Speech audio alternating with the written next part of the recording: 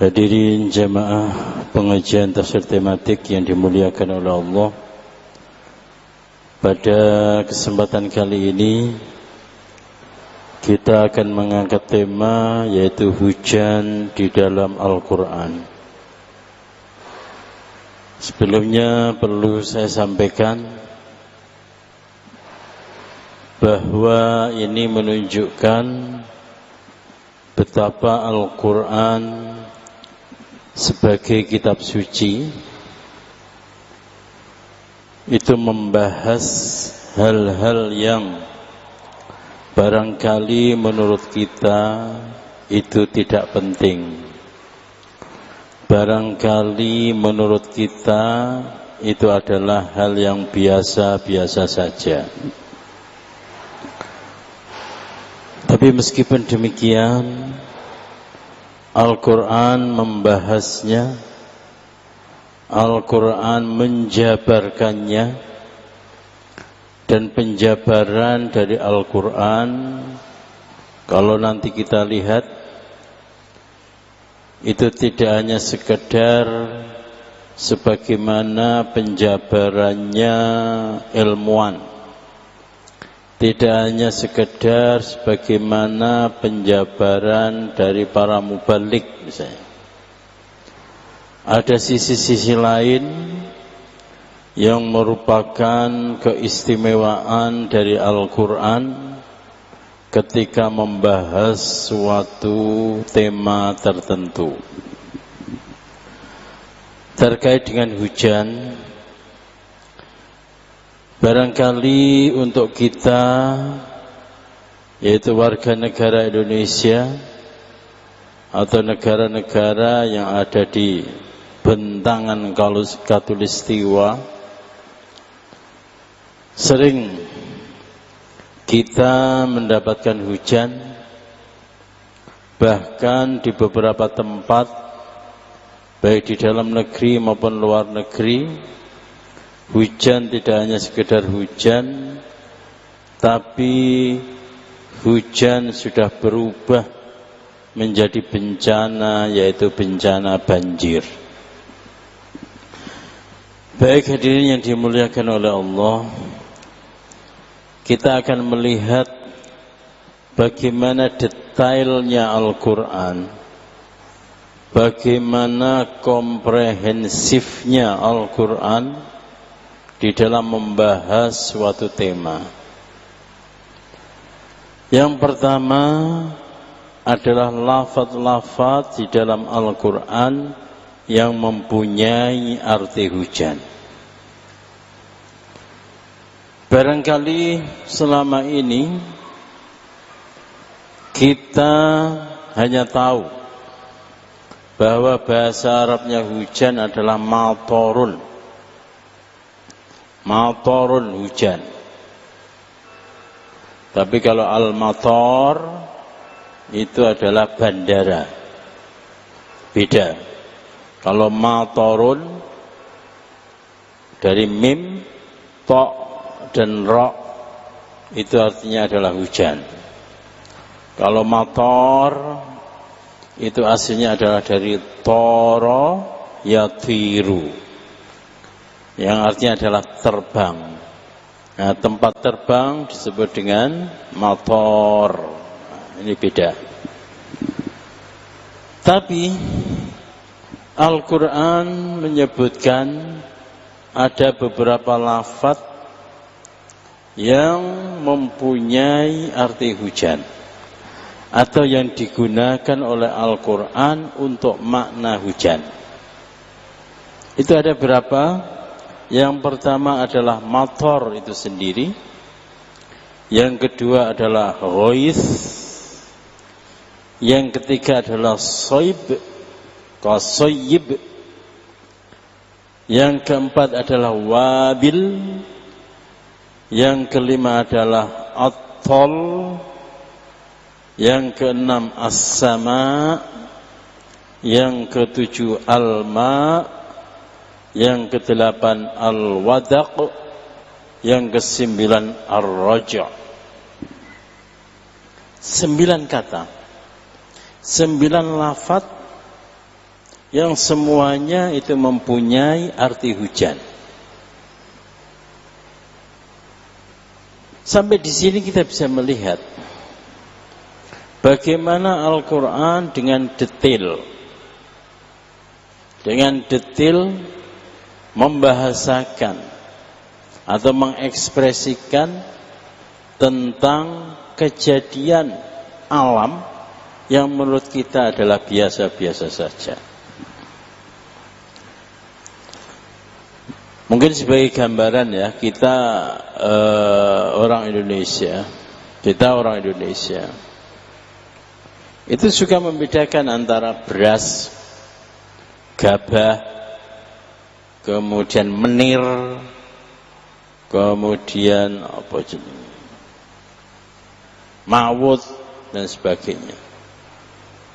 Mirip-mirip, tapi kita orang Indonesia atau orang Jawa itu tidak mengekspresikan dengan satu kata. Demikian juga dengan orang Arab. Dan sebetulnya ya orang Arab itu ya bahasa itu jauh lebih sempurna ya, jauh lebih lengkap daripada orang kita Indonesia. Karena memang bahasa Arab itu adalah bahasa yang entry katanya itu paling banyak di dunia, termasuk paling banyak di dunia. Bahasa Inggris kalah, bahasa Indonesia juga kalah. Nah, lafal-lafal yang digunakan oleh Al-Quran yang mempunyai arti hujan ada 9 ya, ada 9. Itu pun dalam penggunaannya itu juga macam-macam. Motor misalnya, motor yang artinya hujan. Itu ada yang digunakan dalam bentuk masdar. Misalnya matorus sau, amtir alaina matorus sau. Tapi ada pula yang digunakan dalam bentuk fi'il amar, yaitu amtir, hujanilah. Juga ada dalam bentuk isim fa'il, yaitu mumtiruna. Nanti akan kita bahas di pembahasan berikutnya. Tapi sebagai gambaran, kelihayan dalam tanda kutip, kelihayan Al-Quran di dalam menempatkan suatu diksi, suatu lafaz dalam satu konteks itu demikian rapi, demikian detail dan penuh makna. Jadi meskipun 9 kata ini mator, ghois, soyib, wabil, semuanya itu artinya adalah hujan. Itu tidak bisa kemudian ditukar-tukar, itu nggak bisa. Kita ambil contoh. Misalnya dalam surah Al-Baqarah ayat 19. Au kasoyyibim minas sama' fihi dhulumatu wa ra'atu wa barqu. Misalnya. Kemudian kita ganti misalnya au ka ghaithin minas sama' au ka matarin minas sama' misalnya. Itu dari sisi arti itu juga beda. Dari sisi pelafatan itu juga beda. Dari sisi pelafatan saja kita merasa kesulitan. Ayat yang berbunyi au kasayyibim minas sama. Kemudian kita ganti au ka ghaithin minas sama. Sulit. Belum dari sisi arti. Nah, untuk selanjutnya kita akan cari tahu apa perbedaan masing-masing dari 9 lafaz itu? Dari sisi makna kebahasaan. Mator, apa arti dari mator? Mator itu artinya adalah hujan dalam arti umum.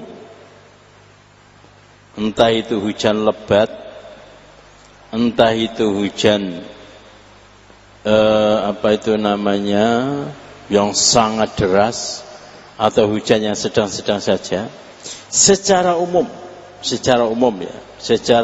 dan menurut orang awam itu kita bisa bahasakan dengan mator.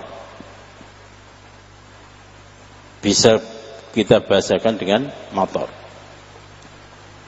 Tapi kalau orang Mesir itu lebih suka memakai natrah, bukan mator. Natrah.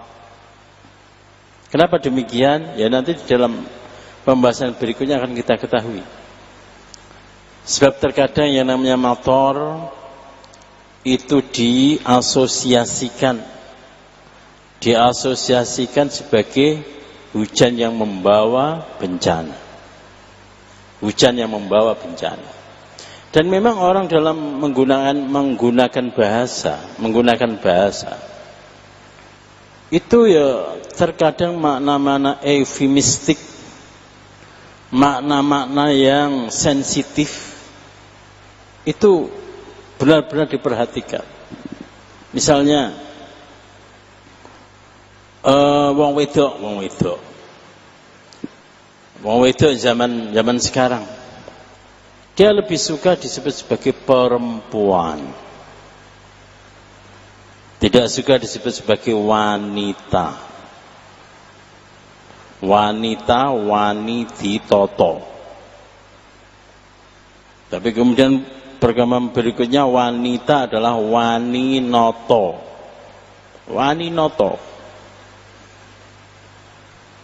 Orang wanita kemudian berharap jadi bupati, berharap jadi gubernur, jadi presiden dan sebagainya. Itu wanita itu sudah bukan lagi wanititoto, tapi waninoto. Nah, kemudian perkembangan berikutnya mereka tidak mau disebut sebagai wanita. Mereka lebih suka disebut sebagai perempuan. Perempuan dari kata dasar empu. Dari kata dasar empu dan ada tambahan po dan an. Kalau guyon-guyon ya ada yang mengatakan dari kata dasar empuk, tapi sebetulnya dari kata dasar empu. Kenapa empu? Empu dalam tradisi Jawa, khususnya Jawa kuno, itu adalah orang yang sangat ahli. Orang yang sangat ahli di bidang keagamaan, di bidang khususnya yaitu pembuatan senjata-senjata sakti. Senjata-senjata sakti. Ada keris, mungkin pedang, mungkin tombak, itu disebut sebagai empu. Nah, perempuan dianggap sebagai empu. Perempuan dianggap sebagai empu ya karena perempuan itu ya orang yang bisa melahirkan suatu sosok yang sangat besar. Suatu sosok yang sangat besar. Tidak ada sosok seperti Bung Karno kalau tidak lahir dari perempuan. Tidak ada sosok yang sedemikian ideal, sedemikian hebat seperti Nabiullah Musa kecuali dia lahir dari perempuan. Demikian juga dengan Rasulullah Sallallahu Alaihi Wasallam. Tidak bisa muncul seorang Nabi Muhammad yang demikian sempurna sebagai insan kamil kecuali lahir dari perempuan. Nah, Wong-wong wedok itu seneng disebut sebagai perempuan kan, dari empu. Nah demikian juga orang Arab, orang Mesir cukup menghindari kata mator. Mereka memilih kata natrah. Atau orang Jawa misalnya. Orang Jawa tidak, mungkin agak alergi, tidak suka mengatakan kapan kowe mangkat misalnya. Tapi dia pakai kapan budal. Karena mangkat itu diasosiasikan sebagai meninggal. Nah inilah bahasa-bahasa itu ya, bahasa-bahasa itu. Oleh karena itu Al-Quran juga sangat detail. Kapan menggunakan kata mator, kapan menggunakan kata ghois, kapan menggunakan kata soyib. Oke. Untuk mator kita sudah tahu bahwa maknanya adalah hujan secara umum. Nah ini makna simplisit ya. Kalau kita sederhanakan, maka mator itu artinya adalah hujan secara umum. Yang kedua kata ghois. Ghois. Kata ghois itu artinya adalah hujan rahmat.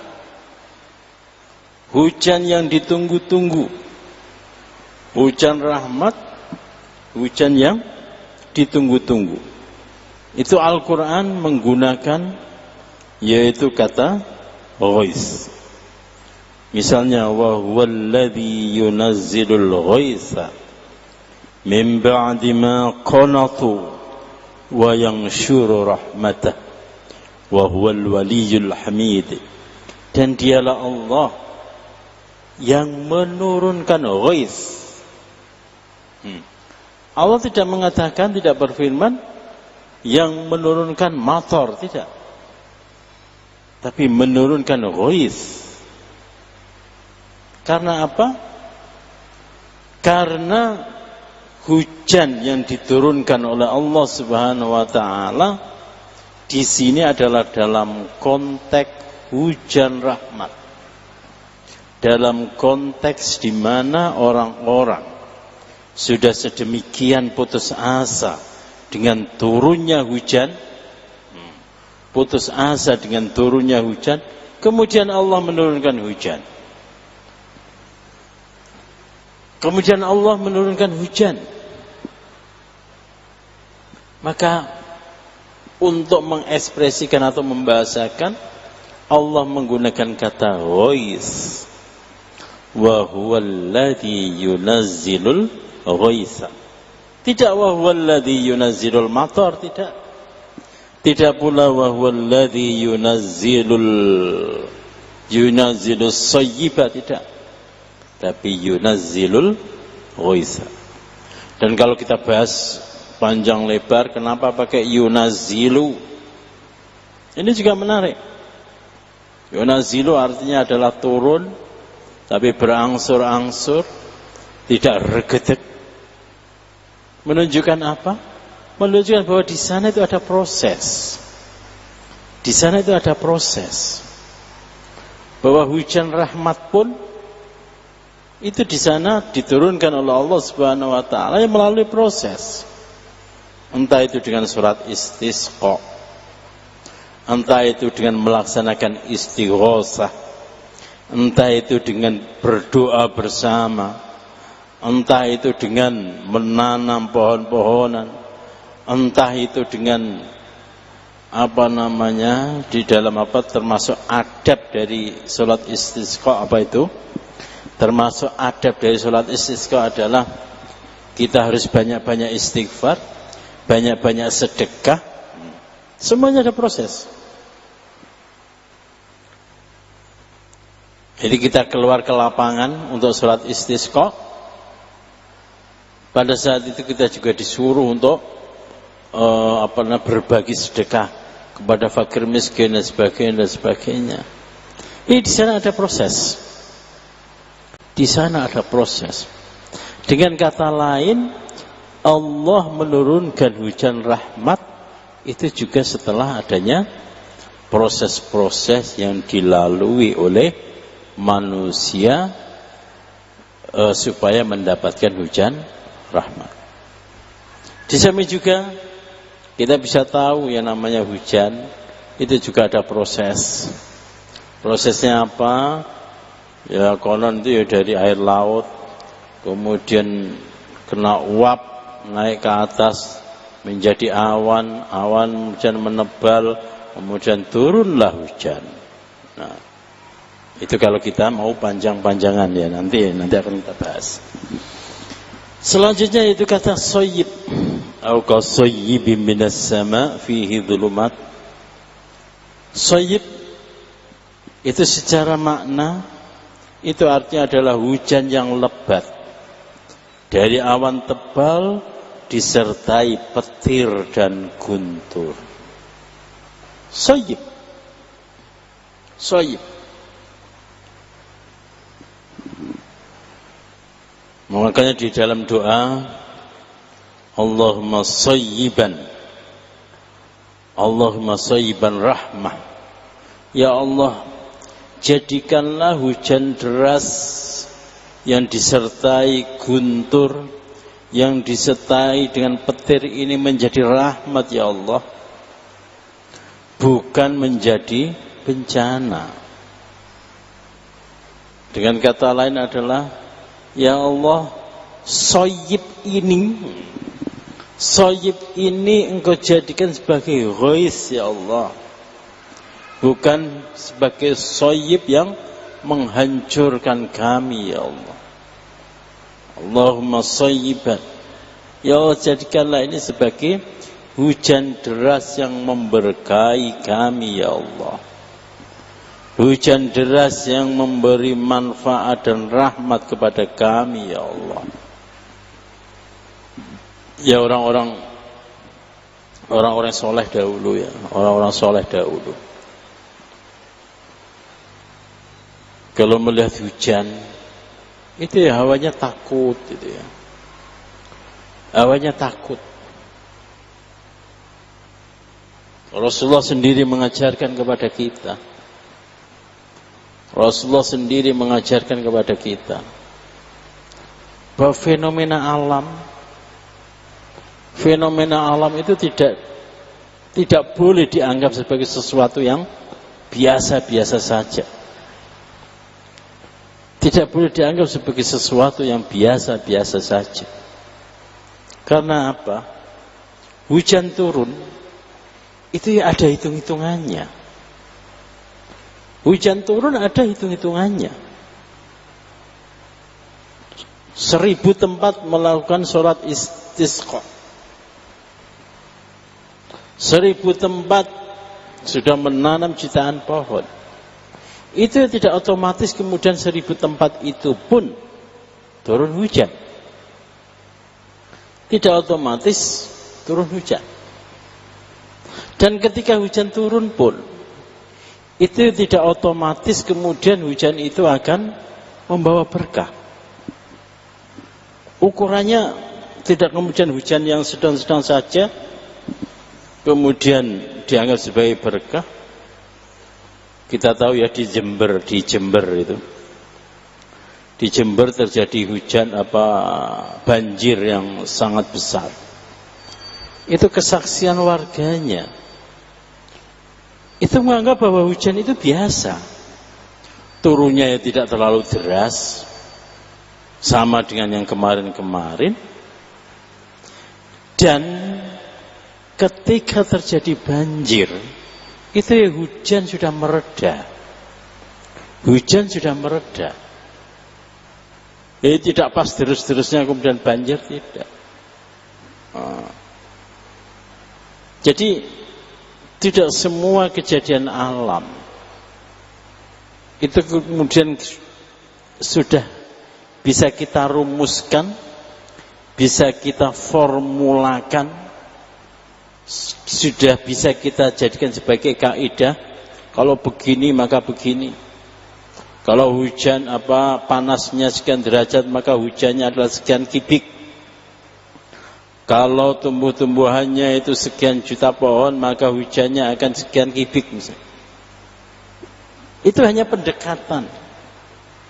Itu hanya pendekatan sebagai wujud ikhtiar. Tapi apa yang terjadi, apa yang secara realitas terjadi, itu semuanya adalah di tangan Allah Subhanahu wa ta'ala.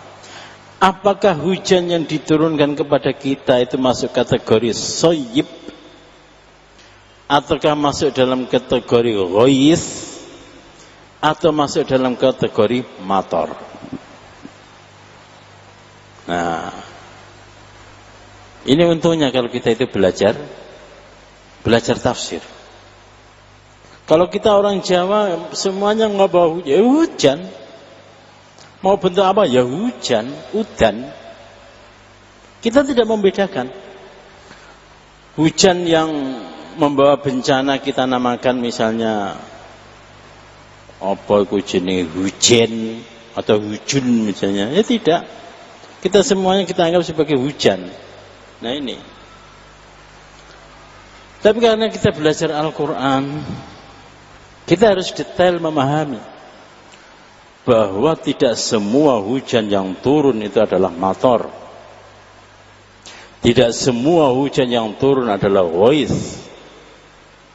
Tidak semua hujan yang turun adalah soyib. Tapi ya kadang kita itu sukanya menghibur diri.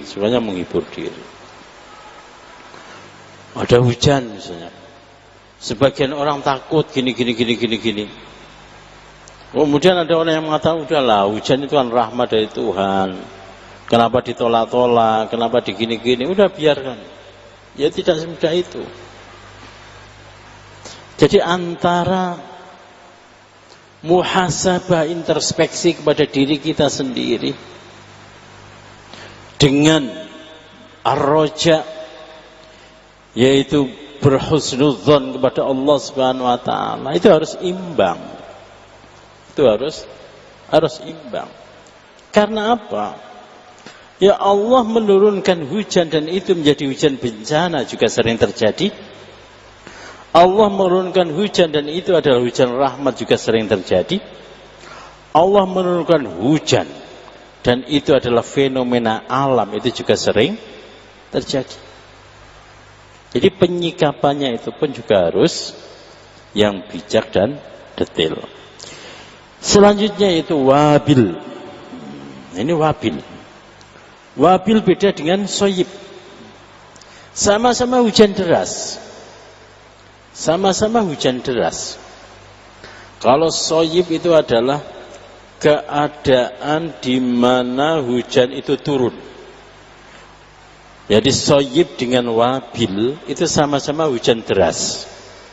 Hanya saja kalau soyib itu adalah untuk membahasakan hujan ketika turun. Kalau wabil itu adalah hujan atau efek yang diakibatkan oleh hujan deras. Itu disebut dengan wabil. Hujan atau efek yang disebabkan oleh hujan yang deras. Apa itu wabil? Yaitu hujan deras yang menyapu, yang membersihkan segala sesuatu. Menyapu, membersihkan segala sesuatu.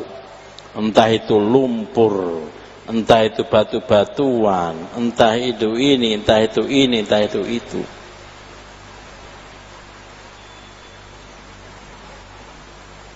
Wabil. Dan ya tidak kemudian yang namanya wabil, hujan yang turun sangat deras menyapu. Itu kemudian ngawur, itu ya tidak. Ngawur itu maksudnya apa? Ya entah itu yang baik ataupun yang buruk kemudian disapu misalnya. Ya tidak.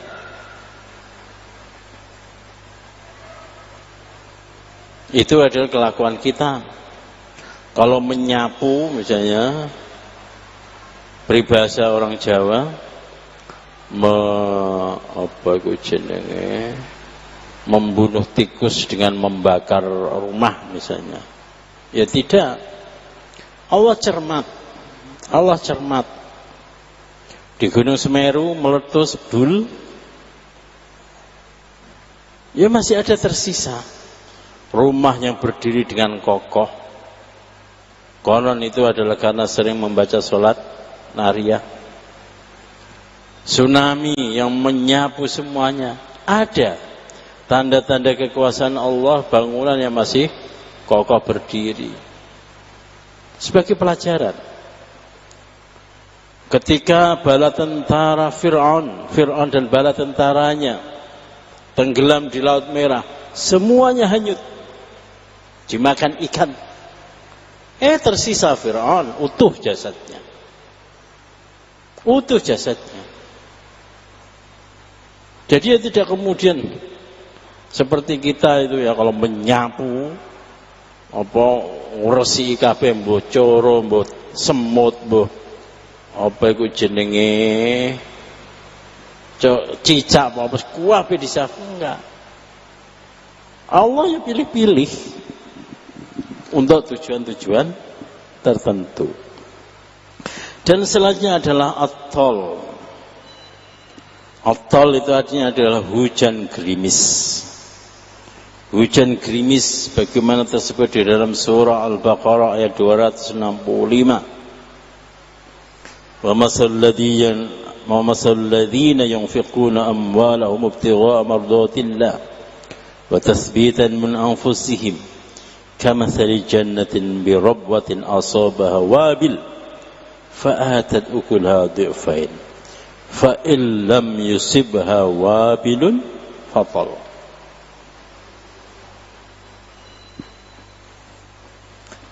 Selanjutnya itu ar-raja. Ar-raja. Ar-raja artinya adalah hujan yang dianggap sebagai proses alami, yaitu peristiwa yang alamiah, yaitu dari bawah terus ke atas dan kembali ke bawah. Coba kita lihat. Ini tersebut di dalam surah At-Tariq. Was-sama'i wat-tariq, an-najm ats-tsaqib, dan seterusnya dan seterusnya. Was-sama'i dzatir raja'. Was-sama'i dzatir raja'. Demi langit yang mempunyai ar-raja', yang mempunyai hujan. Ar-raja' hujan artinya. Ar-raja' itu artinya hujan. Tapi ar-raja' di sini itu artinya adalah suatu keadaan hujan. Jadi hakikat hujan secara ilmiah atau yang dipahami oleh orang Arab saat itu. Hujan itu apa sih? Hujan itu apa sih? Hujan adalah ar-raja'. Hujan adalah air yang diturunkan dari langit ke bumi. Dan sebetulnya hujan itu adalah dari bumi. Atau dengan bahasa lain, hujan itu apa sih? Hujan adalah air. Air bumi yang diangkat ke atas, kemudian turun ke bumi lagi. Kembali. Jadi roja'a yarji'u roja'. Roja' artinya kembali ya.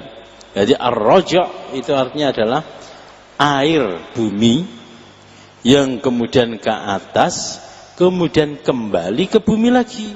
Itu namanya roja'. Dan ini ada pembahasan yang termasuk i'jaz ilmi ya. Nanti akan kita bahas pada waktunya. Itu membahas kenapa Al-Quran menyebut hujan dengan ar-raja'. Nah, ini menarik sekali nanti. Menarik sekali. Dan rupanya orang-orang Arab zaman dahulu, orang-orang Arab zaman dahulu itu sudah tahu, atau tepatnya adalah sudah mempunyai dugaan, sudah mempunyai anggapan bahwa hujan itu adalah air bumi yang diangkat ke atas, kemudian kembali ke bumi. Dan yang terakhir yaitu al-wadq. Wadqun. Nah, wataral wadqa sebagaimana tersebut di dalam surah An-Nur ayat 43. Surat An-Nur ayat 43 itu ada itu. Fataral wadqa yakhruju min hilalih.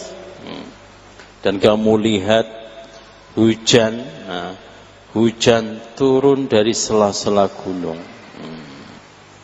Ini sebagai bentuk keajaiban alam, kekuasaan Allah Subhanahu wa ta'ala. Dan Allah tidak menggunakan kata fataral matara, tidak, fataral raja'a juga tidak, fataral sayyiba juga tidak. Tapi Allah menggunakan kata fataral wadqa yakhruju min khilalih. Kamu lihat apa tetesan hujan, dia turun di sela-sela gunung-gunung, di sela-sela pohon-pohon. Ini sebagai isyarat kepada kita supaya memperhatikan gejala-gejala alam. Baik, demikianlah para hadirin sekalian tentang hujan di dalam Al-Quran. Kita belum masuk kepada ayat-ayat yang berbicara tentang hujan. Kita masih berbicara tentang lafaz-lafaz yang mempunyai makna hujan yang digunakan oleh Al-Quran. Baik, demikianlah pengajian kita, semoga bermanfaat. Kita akhiri dengan doa kafaratul majlis. Subhanakallahumma wa bihamdika asyhadu an la ilaha illa anta astaghfiruka wa atubu ilaik. Assalamualaikum warahmatullahi wabarakatuh.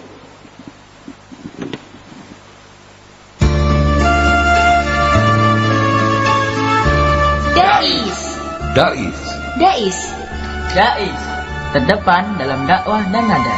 Terdepan dalam dakwah dan nada. Terdepan dalam dakwah dan nada.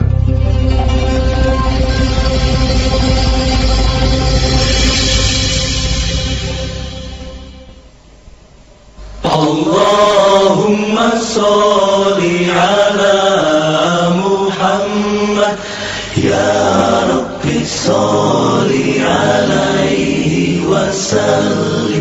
Allahumma sholli ala Muhammad ya Rabbi baligh